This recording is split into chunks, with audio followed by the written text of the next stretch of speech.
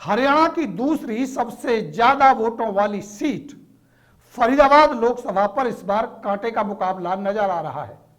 वैसे तो भाजपा प्रत्याशी कृष्ण चक्रधारी को जीत की हैट्रिक लगाने की पूरी उम्मीद है, लेकिन कांग्रेस की मजबूत रणनीति ने उन्हें कांटे के मुकाबले में लाकर खड़ा कर दिया है।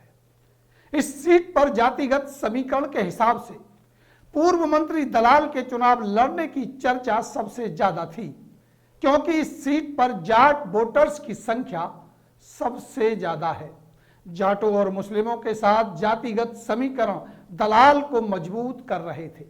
दरअसल दलाल जाट होने के साथ साथ रिश्तों में हुड्डा के समधी भी हैं। हुड्डा गुट समर्थक होने की एक वजह भी दलाल को मजबूत कैंडिडेट मान रही थी, लेकिन कांग्रेस ने समीकरण को पलटते हुए गुर्जर समाज से ही आने वाले प्रताप को टिकट देकर चुनावी मैदान में उतार दिया। जेजेपी ने नलिन हुड्डा को तो आईएनएलडी ने सुनील तेवतिया को उम्मीदवार बनाया है। दोनों ही नए चेहरे हैं और फरीदाबाद में ये दोनों या कोई पार्टी अन्य पार्टी की बात करें वो फरीदाबाद में कोई मायने नहीं रखती।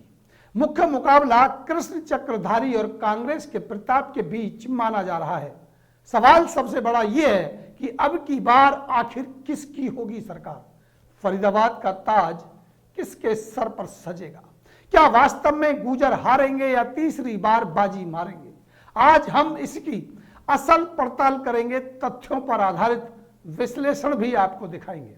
आप भी अपनी राय कमेंट में लिख करके हमें दे सकते हैं तथा वीडियो को शेयर जरूर कर दीजिए और इस चैनल को सब्सक्राइब जरूर कर लीजिए, फॉलो कर लीजिए, ताकि आने वाला हमारा एक वीडियो और पूरा का पूरा चुनावी एनालिसिस समय से आपको पहुंच सके।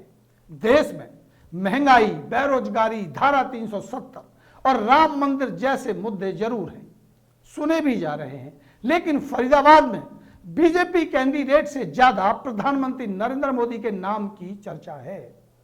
बीजेपी प्रत्याशी कृष्ण चक्रधारी का मजबूत पक्ष यही है कि पिछली बार उन्होंने देश भर में तीसरी सबसे बड़ी जीत दर्ज की थी। 6 लाख से ज्यादा यानी 6.5 लाख के आसपास वोटें उन्हें मिली। इस जीत के मार्जिन को बराबर लाना अब कांग्रेस के लिए एक चुनौती से कम नजर नहीं आता है। जो 6.5 लाख का मार्जिन 2019 में रहा, यही सबसे बड़ी चुनौती कांग्रेस के लिए और यही सबसे बड़ा कारण जो भाजपा प्रत्याशी को मजबूत बना रहा है, क्योंकि यहां भले ही 10 साल की एंटी इनकम्बेंसी हो, विरोधी खुलकर बोलने लगे हों, लेकिन आज भी खासकर शहरी क्षेत्र में बीजेपी की पकड़ मजबूत दिखती है। वोटर की संख्या बल के आधार पर तीसरे नंबर पर आने वाले गुर्जर समाज से ही दोनों के दोनों प्रमुख चेहरे मैदान में उतारे गए हैं, क्योंकि गुर्जर वोट बांटने की पूरी संभावनाएं बन सके। बताया यह जा रहा है कि बराबर बराबर होना तो पक्का दिखाई दे रहा है। हो यह भी सकता है कि कांग्रेस 60 और भाजपा 40% ना हो जाए, यानी ये गुर्जरों का बंटवारा 60-40 में ना हो जाए, ऐसी चर्चाएं हैं। 50-50 का तो अधिकतर लोगों का मत है कि ऐसा होगा। लोगों का मानना है कि छवि के आधार पर चक्रधारी पर प्रताप भारी है।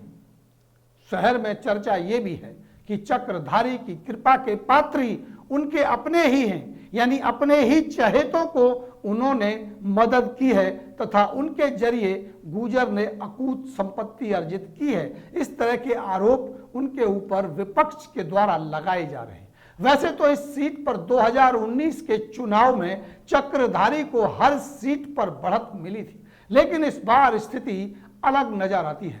कांग्रेस के कैंडिडेट चौधरी महेंद्र प्रताप उन्हीं की गुर्जर बिरादरी से ताल्लुक रखते हैं। चक्रधारी के बराबर प्रताप की गुर्जरों में ज्यादा पकड़ है, मान सम्मान भी ज्यादा है। गुर्जर समाज के 60% वोट महेंद्र प्रताप के खाते में जाने की संभावना दिखाई देती है। इसका सीधा का सीधा नुकसान गुर्जर को हो सकता है, क्योंकि पिछले चुनाव में गुर्जरों ने एक मुश्त भाजपा कैंडिडेट के पक्ष में मतदान किया था। इसके अलावा 10 साल की एंटी इनकम्बेंसी और भीतर घात भी उनके लिए मुसीबत बन सकती है। चक्रधारी की मजबूती ये है कि वे 2 बार अच्छे वोटों के अंतर से जीते हैं। जो दोनों बार 2014 और 2019 में जो उनके जीत का मतांतर रहा है वो बहुत ज्यादा रहा है। 6.5 लाख के आसपास वोटों का अंतर तो 2019 में ही था। इलाके में काफी काम भी कराए हैं। ये नकार देना कि काम नहीं हुआ, ये बात अलग है कि गलियों में जरूर इसलिए सवाल उठ रहा है क्योंकि जो रोड पहले बनाए गए वो तोड़ दिए गए ताकि सीवेज की लाइन और पानी की लाइन को बिछाया जा सके। गुर्जर के अलावा जाट और अन्य बिरादरी में भी उनकी पकड़ है। कांग्रेस प्रत्याशी की सबसे बड़ी कमजोरी ही यही है कि उनकी फरीदाबाद जिले में तो पहचान है, लेकिन कभी लोकसभा चुनाव न लड़ने की वजह से पलवल एरिया में पकड़ कमजोर है। अब की बार 4 विशेष जातियां निर्णायक भूमिका में रहने की संभावना बना रही हैं। जाट, एससी, मुस्लिम और गुर्जर ही करीब करीब 14 लाख से ज्यादा हो जाते हैं, जिस पर सीधे सीधे कांग्रेस भारी पड़ती नजर आ रही है। ऐसा लग रहा है कि अब की बार मोदी का जादू, राम की कृपा रुक रही है। ये 4 जातियों का झुकाव जिस तरफ भी होगा पलड़ा उसका ही भारी रहेगा। मतदान से 20 दिन पहले एक तरह से दोनों प्रत्याशियों के बीच में 60-40 की लड़ाई नजर आ रही है, जिसे कांटे की लड़ाई माना जाने लगा है। खासकर पलवल बेल्ट में इस बार बीजेपी के लिए काफी चुनौती रहने वाली है। इसके अलावा फरीदाबाद के ग्रामीण क्षेत्र में भी अपने पुराने प्रभाव की वजह से कांग्रेस के प्रताप चुनावी फिजा को बदलने की दिशा में काम कर रहे हैं। फरीदाबाद लोकसभा में कुल 9 विधानसभा सीटें हैं, जिनमें बड़खल, एनआईटी, फरीदाबाद, तिगांव, पृथला, बल्लभगढ़ सीट फरीदाबाद जिले में आती हैं। हतीन, पलवल और होडल ये पलवल जिले में शामिल होती हैं। फरीदाबाद में कुल मिलाकर के पूरे लोकसभा क्षेत्र में 24,17,250 वोटर हैं। अब इनमें से अगर आप देखेंगे तो 13,11,827 ये पुरुष हैं और 11,05,305 महिलाएं हैं। और थर्ड जेंडर की अगर बात करें तो मात्र 118 है।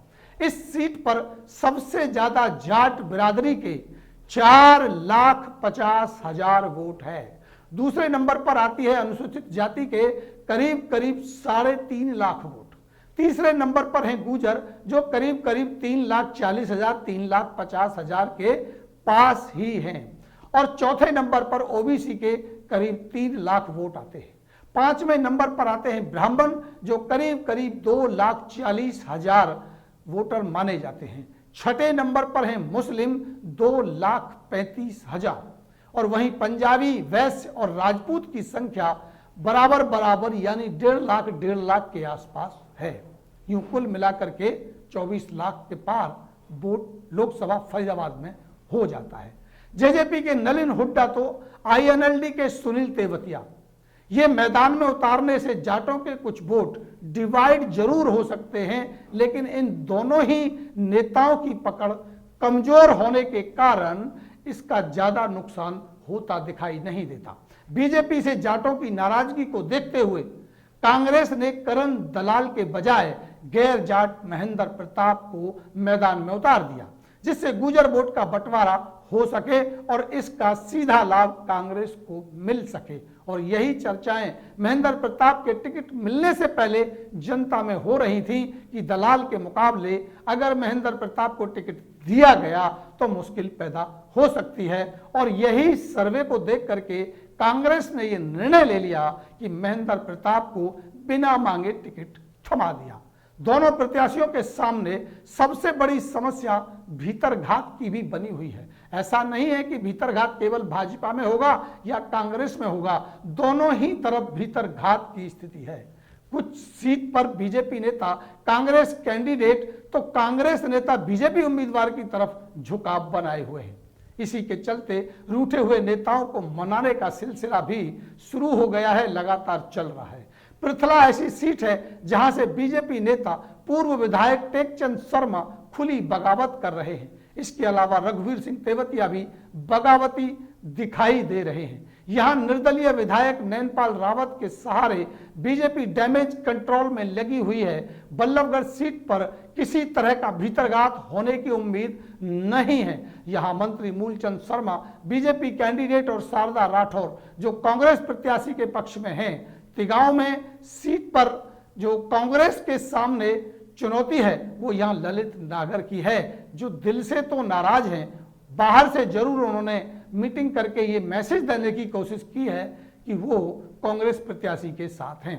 वैसे कांग्रेस के मंच पर वो आ भी गए हैं। उनको लेकर लोगों का मानना है कि नागर की अच्छी खासी सेटिंग मंत्री जी के साथ है। नागर के चुनाव में मंत्री ने खूब उनका साथ दिया था। उन्हें मनाने के लिए खुद महेंद्र प्रताप भी उनके घर गए थे। तिगांव के विधायक की अधिकतर टीम पहले ही प्रताप के साथ जा चुकी है। अगर भीतरघात हुआ तो तिगांव में बीजेपी को फायदा हो सकता है। बड़खल सीट पर दोनों ही प्रत्याशियों के सामने किसी भी तरह के भीतरघात की संभावना ना के बराबर है। यहां महेंद्र प्रताप का खुद का वोट बैंक है, जबकि चक्रधारी के पास बीजेपी की एमएलए और शिक्षा मंत्री सीमा त्रिखा है। शहरी क्षेत्र होने से भी बीजेपी को यह फायदा होता हुआ नजर आ रहा है। चक्रधारी ने आज बाबा सूरदास की तपोस्थली तिलपत पर माथा टेक करके नामांकन कर दिया है। यानी विधिवत रूप से चुनाव का बिगुल आज भाजपा प्रत्याशी की तरफ से भी फूंक दिया गया है। नामांकन के बाद एक बार फिर भाजपा प्रत्याशी ने अपनी जीत के दावे को दोहराकर कांग्रेस पर निशाना साधा है। दरअसल भाजपा सत्ता विपक्षी सत्ता विरोधी लहर को मोदी जादू के प्रभाव में हल्का ले रही है। भाजपा को लगता है कि नाराजगी के बाद भी जनता तीसरी बार मोदी के नाम पर भरपूर वोट करेगी, तो वहीं कांग्रेस मोदी का जो जादू पर सत्ता विरोधी लहर को भारी मान रही है। और अब जातिगत आंकड़े, सत्ता विरोधी लहर बना मोदी का जादू, प्रत्याशियों की अपनी छवि में से जनता किसको चुनती है, अभी तो दोनों प्रत्याशियों के बीच मुकाबला कांटे का नजर आता है। अब 25 तारीख को शहर के वोटर किसे फरीदाबाद की सत्ता का ताज सौंपेंगे, ये देखना होगा। हमारी लगातार नजर हर हालात पर बनी रहेगी। राजनीतिक बदलते हालातों पर हम हर खबर आपको पहुंचाते रहेंगे। अगर अभी तक के एनालिसिस जातिगत आंकड़ों के आधार पर सत्ता विरोधी लहर के इस गणित पर अगर कोशिश की जाए समझने की, तो ये साफ समझ आता है कि कांटे का मुकाबला बन रहा है। कौन हारेगा कौन जीतेगा अभी स्पष्ट रूप से नहीं कहा जा सकता। आने वाले 1-2 दिन में स्थिति और स्पष्ट होगी और उसके बाद धीरे धीरे जैसे जैसे चुनाव अपने पड़ाव पर आएगा, अपने यौवन पर आएगा, वैसे वैसे इस चुनाव की पूरी स्थिति स्पष्ट होती नजर आएगी। क्योंकि मुकाबला 2 धुरंधरों के बीच में है, मामला त्रिकोणीय नहीं है। इसीलिए ये चुनाव 15 और 20 तारीख के बीच आते आते स्थिति स्पष्ट हो जाएगी कि अब का ताज किसके सिर सजेगा।